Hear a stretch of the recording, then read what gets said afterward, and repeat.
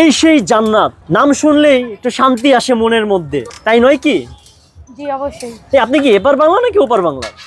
এপার বাংলা। এপার বাংলা। আপনার নামটা কে দিয়েছে বলবেন?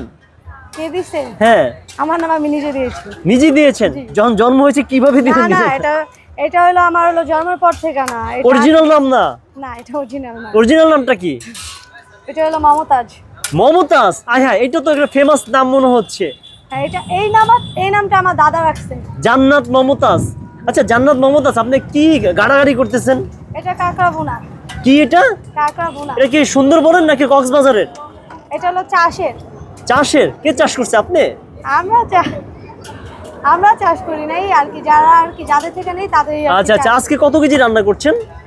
আজকে বেশি রান্না করি নাই, কারণ আজকে হইলো শুক্রবারও না শনিবারও না, আজকে হলো সোমবার। এর জন্য 5 কেজির মতন রান্না করছি। এই কয়টা আছে, আর কয়টা আর কি রাইখা দিই। শুক্রবার শনিবার হলে কত কেজি রান্না করেন? তখন দেখা যায় 20-25 কেজি ওজন।